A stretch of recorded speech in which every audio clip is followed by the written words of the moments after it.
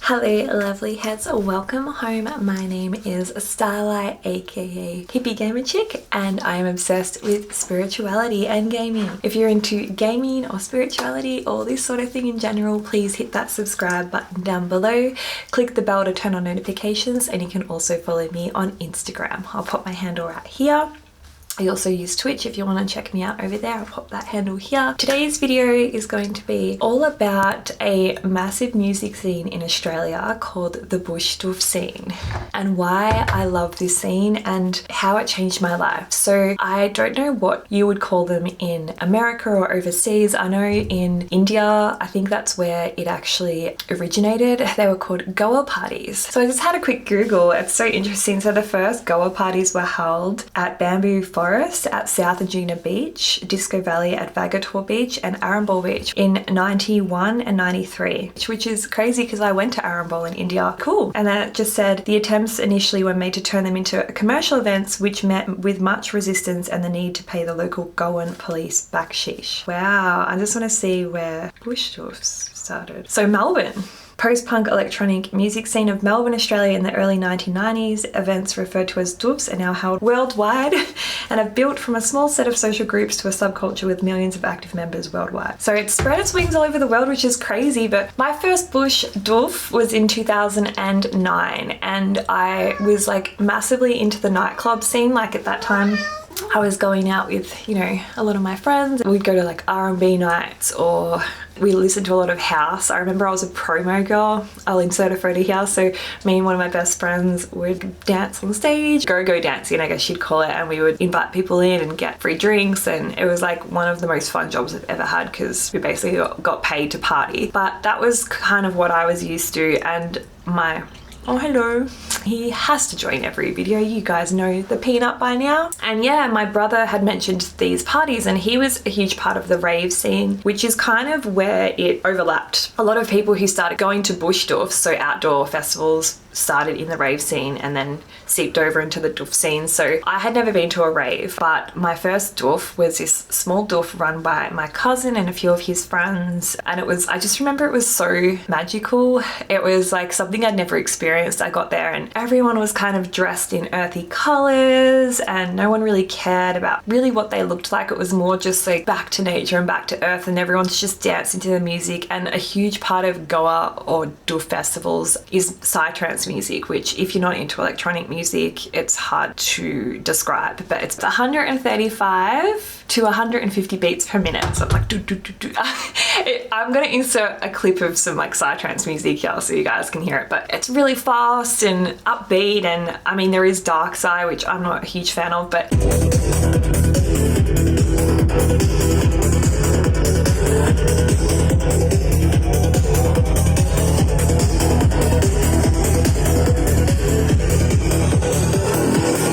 the first like psytrance I ever listened to was a group called Infected Mushroom, and I remember just being like, whoa, this is really cool, it's so different. And I was used to kind of listening to my grunge and punk and alternative rock, and I grew up on pop though. When I was really young, I loved Britney and all that sort of stuff.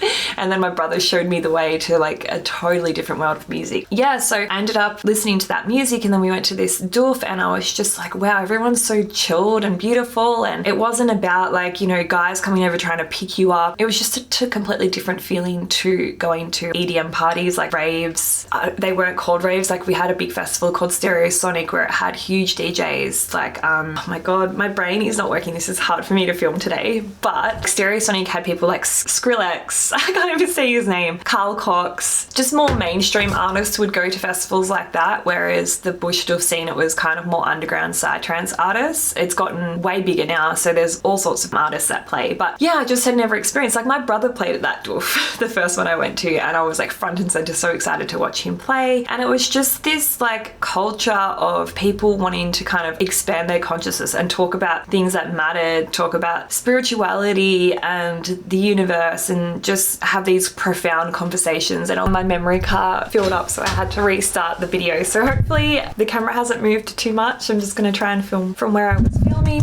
Yeah, and then I attempted to go back to like a normal kind of mainstream festival afterwards, and I just couldn't enjoy it because it was all about people's egos, and you had to look a certain way, and there was a lot of like sleaziness, and you know, it just became so obvious to me that I preferred to be a part of this scene where everyone's kind of dancing in the dirt in a forest. Like, I'd never been to a party where there's massive subwoofers and speakers and sound systems in the bush in Australia, and you're within nature and you're within all these people who are kind of free thinkers and open-minded, and it was just so freeing. And I would, you know, have a few wines and go down to the dance floor and meet these beautiful people and have these D&Ms and just be overwhelmed with love, and everyone's so accepting and open-minded. And I don't know, it was like this wake up. It was just a different feeling. People weren't there just to get completely wasted and out of their mind. Obviously there are those sort of people in every scene, but it was a lot less. Like, I used to have this conversation with one of my friends that you'll find at Doof's 90% they're beautiful people that you'll have amazing conversations with, and then there's the 10% that are there for the wrong reasons and can cause issues. And so obviously that's a generalization, but that's just how it feels once you've been to a bush doof and then gone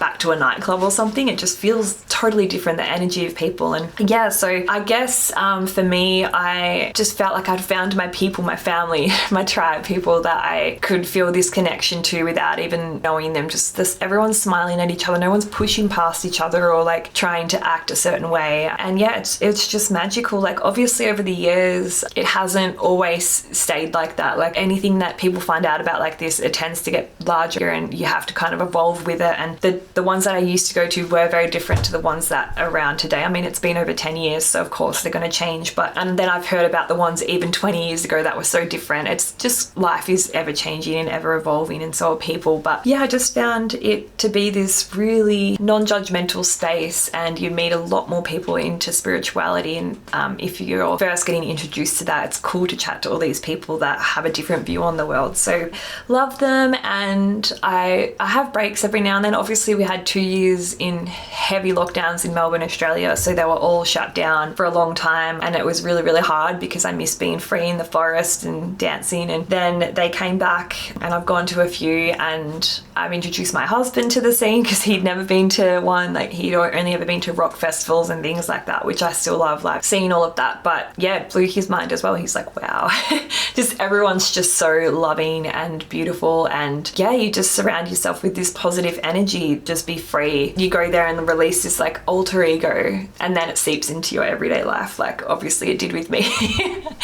But you can be free of the real world, if that makes sense. But that's how I felt initially. It was like, I remember first writing a diary when I went to like my second ever one, and it was much bigger than the first one, and I was just like, it's like everybody here is a part of this completely different community. And then I got involved in Burns, like Burning Man and Burning Seed. I went to Burning Man in America, and then they have an Australian one, and that just blew my mind even more because it's completely anti-consumerism and everyone is so giving and loving. And yeah, bush doofs and Burns are quite different, but there are like so many beautiful similarities as well. So I'm just playing with my crystal down here. I should put it on. But just wanted to get on here and talk about why I love them and kind of get the word out about what they are, because it's so funny. I'll often talk about it and people are like, what the hell is a bush doof? My mum calls them douche boofs. She calls it a boof.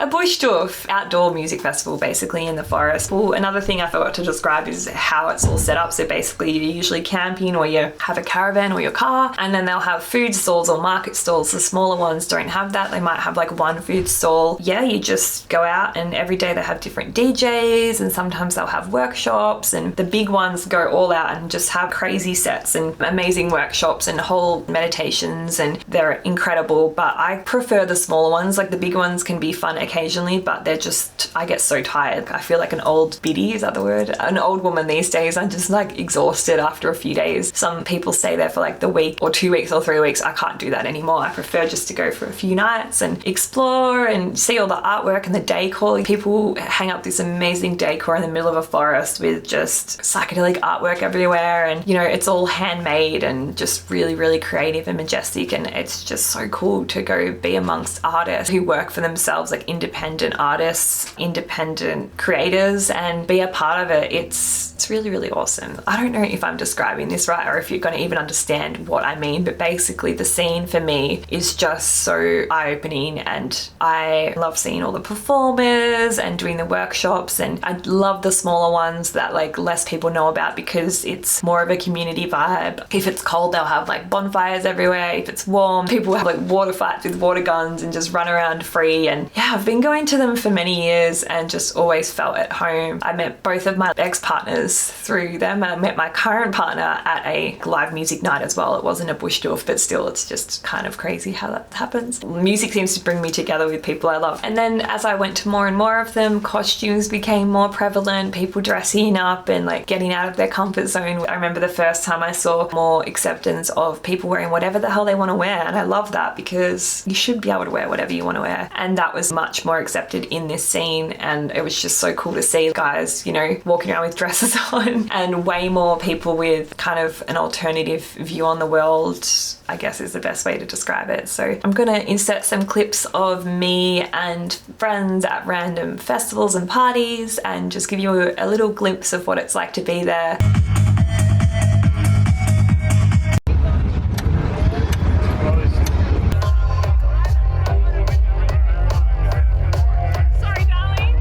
Remember, if you can be anything, please be kind. Peace, love, and vibe on.